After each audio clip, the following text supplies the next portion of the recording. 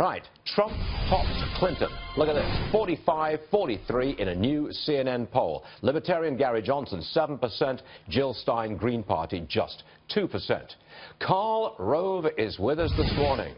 Karl, I know you're not a big Trump guy, but look, the new Trump, as I define him, scripted, focused, very much on policy, on point, seems to be working, doesn't it?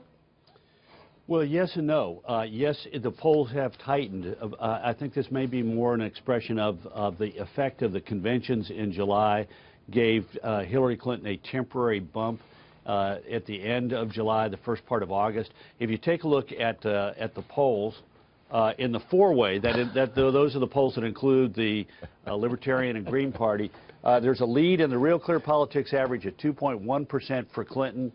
At the beginning of August, it was around 8 points. In the two-way, just head-to-head, the two of them, 3.3% for Clinton, about 7.1 at the beginning of August. So we usually have an effect of the conventions.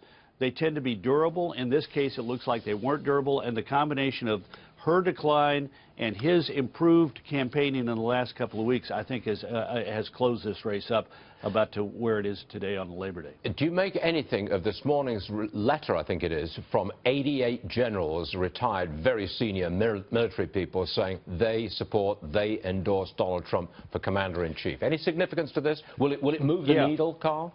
Well, look, none of these things in and of themselves is going to be dispositive. But if you're running a campaign, and you're putting things out. Remember when 50 Republican national security folks endorsed Clinton?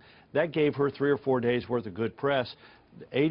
Nearly 90 generals and admirals endorsing Trump will give him a day or two of good press. We're now in the point with 60 some odd days left of slogging through every day. And what you do every day, and if you've got a plan to advance your ball and depict yourself in the best way possible, that's what he needs to do. He is the underdog. He has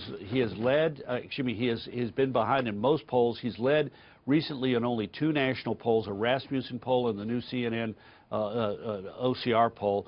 But he's the underdog, and he's got to find ways to break through. The debates are going to be his best shot, but he can't pin it all on the debates. He's got to find ways each day to advance his cause, as I think he did so admirably last week with the visit to Mexico and Saturday morning the visit to Detroit.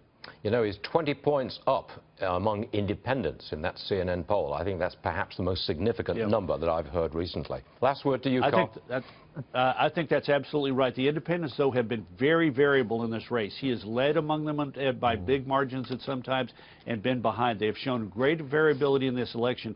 They've also, those are where the votes for the Libertarian and the Green Party are coming from, particularly the Libertarian Gary Johnson is doing well among independents. They're going to be flowing around and going lots of different ways between now and November 8th, and that's where Trump has got to focus his efforts, those people. But it's great to be back and in the thick of things in this election, isn't it? Come on, smile, Karl. This is great stuff. Go. It is great stuff, but this is one weird election.